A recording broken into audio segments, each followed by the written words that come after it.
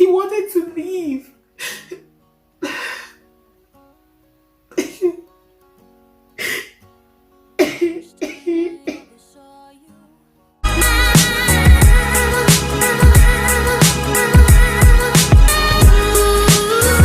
Hello guys, welcome back to my channel.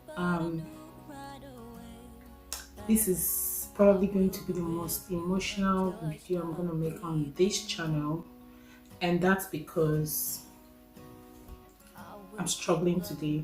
I'm a mess today, okay? And I feel like this is an opportunity for me to voice out. I probably don't know when I'm going to be courageous enough to put out this video. Like, I just have to sit down to voice my feelings out, okay?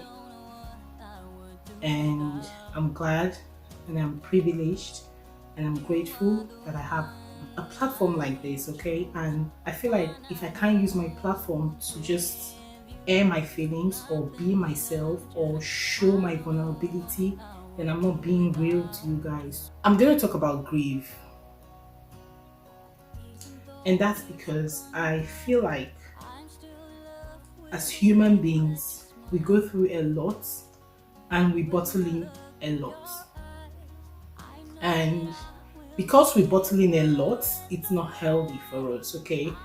And it just keeps, the pain keeps reoccurring, the pain keeps coming back. Some of my very close friends or family are aware that I recently lost my elder brother, who was so dear to us. He was a sickle cell warrior.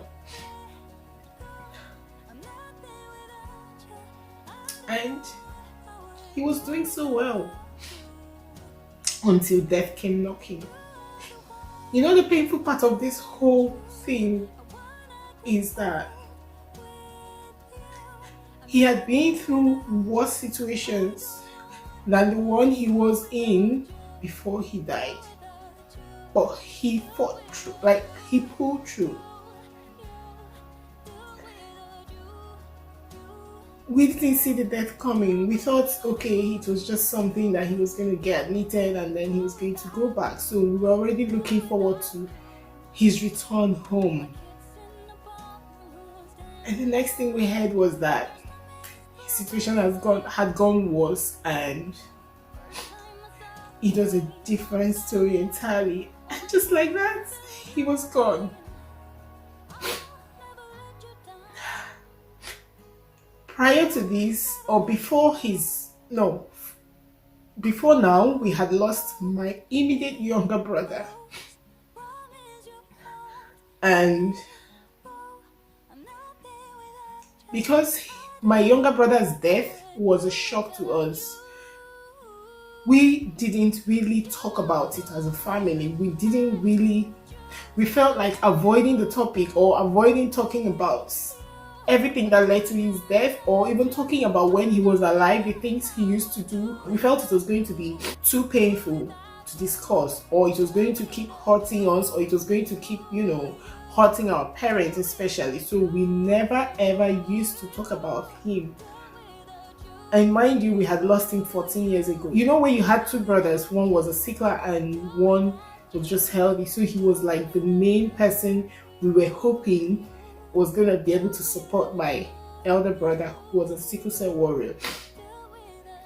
But unfortunately, he died, okay? So he died at the age of 17. And this whole thing shattered my family. It shattered my brother because they were so close. And if I even think about it now, my brother never ever used to talk about him, because I'm sure it was too painful for him to even discuss, because this was like one person that truly used to be by his side, really understood him. So we dealt with that pain for years, and we got used to having my elder brother around, and we got used to the idea that he was the only brother we now had, until this whole tragic incident happened.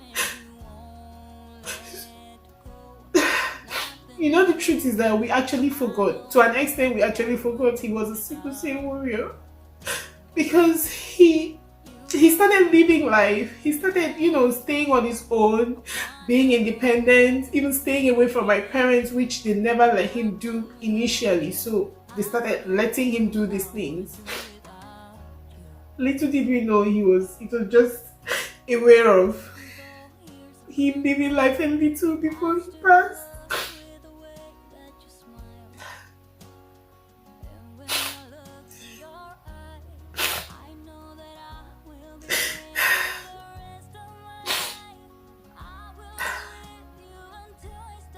For me, yeah, I feel like this whole thing has been it has been like when something is just inside you, sucking your blood. You laugh, you joke, you play, you eat, you do all sorts of things, then something inside you suddenly reminds you that he's no more, and you just sink into your low mood. So this has been my life ever since we lost him. One day I'm happy, the next day I'm a mess, and this whole depression has been recurrent. And when I start feeling this way, nothing else matters to me, nothing else interests me, nothing else. I just struggle all through that day, because sometimes I just feel like maybe we should have understood him more, or I don't know. I just feel like there was a lot I could have given to him. Maybe it could have changed the situation. He wouldn't have died or something. I just don't know. But I can't stop feeling guilty that he died, because I could have been the sickle cell warrior, not him. It could have been any of us, but it was him. And then he had to pay the price. I don't know if you guys understand where I'm coming from. He wanted to leave.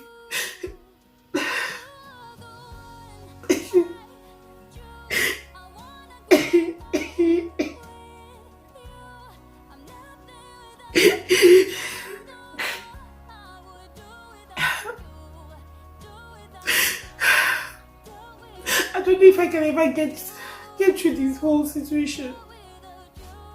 People keep telling me time will heal all wounds. It doesn't happen. I don't believe that, because in as much as my kid brother passed 14 years ago, the whole thing is still very fresh. And while we're still dealing with that, this happened. And this is like 4 months, no, February, March, April, May, June, July. This is like 5 months since he passed. I would think by now maybe all these constant depression will just ease off, but it's not. It just takes a whole day, and this whole thing just comes dumping on my head, and I just don't know what to do. I feel so sad.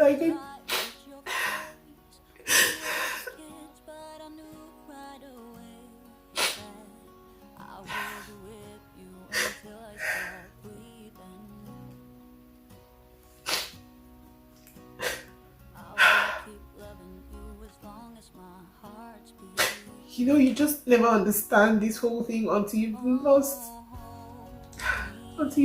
someone so dear to you. People you started this life with, you turn around and you realize they're no longer there. Life is so meaningless, honestly. You just feel like, what is all this? What is all this? What's happening?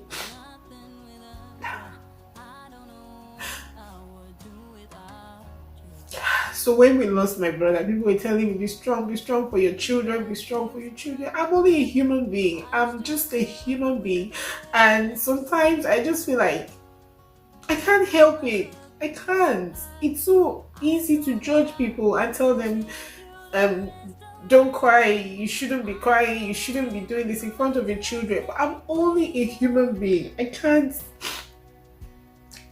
the more I try to bottle these things up and pretend to be happy, the more it eats me up. So I could pretend to be happy for a whole week or 2 weeks, and then one day the whole thing just accumulates and dumps on my head. It's too much. It is just too much. Honestly, I don't know what coping mechanism to use. I know I'm trying, but just thinking of the fact that I'm never ever going to see my two brothers again hurts. It's killing.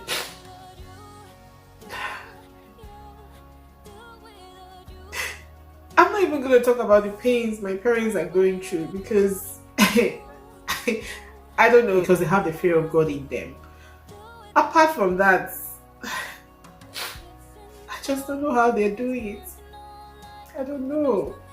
Sometimes when I talk with my mom, I just see her laugh and smile, but I just know that right behind that laughter or that smile, it's a lot of pain. Do you know what it means to have to bury your two sons young? Words can't even express. I don't know. This is too much. I think of the fact that he's the kind of person that would go an extra mile to make sure everybody is happy, everybody is smiling. I try to console myself, but it's still not easy. It's still not easy. I've not been able to do anything today. I've not been, like, some days I just wake up and that's it. Nothing ever can put me off that bad mood.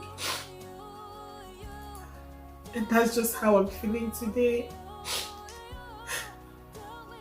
I don't know, I just can't wait for today to just pass by. Hopefully tomorrow is going to be a better day, but today has been terrible.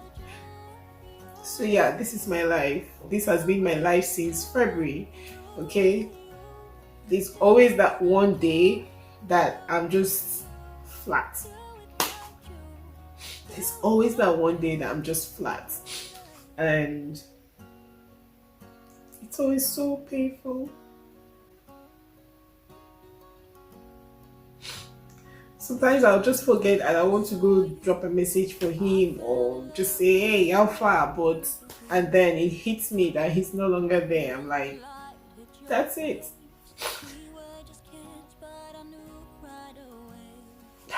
My message to anyone who is dealing with grief and anything of such, I really get you. Cry if you need to cry.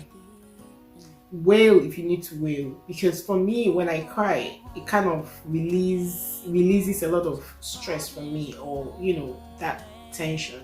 So if you need to cry, you cry. If you need to, talk to someone, you talk to someone. But for me, I don't think talking to someone helps me in my situation. The only thing that helps me is I have to cry. Do you understand? So if you're someone that you think talking to someone can help you, just do it. And we all have our different coping mechanisms. And most importantly, believe in God, because it is only God that heals. I'm telling you. The way God does these things is you never forget, but you just see yourself, moving on gradually. But as human beings, once in a while, we just get down there. But the only way to pick up yourself from that situation is trusting God. For me, with the way things have played out in my family, it got to a stage where I was questioning God, especially when my elder brother died. When my younger brother died, it was a situation of being numb and accepting the situation. But when my elder brother died in February, I questioned God. I'm not gonna lie. I'm not gonna sit here and lie. I did question God, because he was someone that was living a very upright life. He never smoked, he never drank, he never did all those things a guy of 30 years and above would do. And he was always a very peaceful person. So I felt like maybe he had, when you have that relationship with God, nothing is ever gonna come or hurt you. So that was why I was questioning God. I was like, why would you let this kind of thing happen to you? Why would you even let him suffer all this while without even giving him time to enjoy, and then cut short his life? So this was the angle I was coming from. But I came to realize that I don't have the right to question God. He calls his own, and death is not a punishment. So that the fact that somebody died does not mean the person was a bad person. And even bad people, when they die, for me, it's not even a punishment. Do you understand? So I don't see death as a punishment. In fact, I have come to realize that death is not a punishment. The good ones are even the ones that die more. Do you understand? So what I keep telling myself is, if I can live my life half the way he lived his life, I think I would be a perfect human being. So don't let the pressure get to you. If you need to cry, you cry. If you feel like your own way of coping is, just smiling all the time, putting up a show when or just getting up and doing things, distracting yourself, do it by all means. But another thing I would say about distracting yourself is that thing will definitely come back to haunt you. So just let yourself feel the whole thing. Go with the flow. That's what works for me, though. I don't know what could work for you. So, and don't let people judge you. Don't let anybody tell you why you cry. If you're crying, it means you don't trust God and all. It's not true. We're only flesh. We're only humans. We will definitely cry. If you're struggling, if you're someone who is dealing with grief, just hang in there and believe God and trust God. God never denies his own. He might delay, but he never ever denies his own. Okay, just hold on to God and believe that he is always there for you and he still loves you. Okay, thank you so much for listening to this cry baby, and yeah, I'll see you guys in my next one. Stay fabulous. Bye.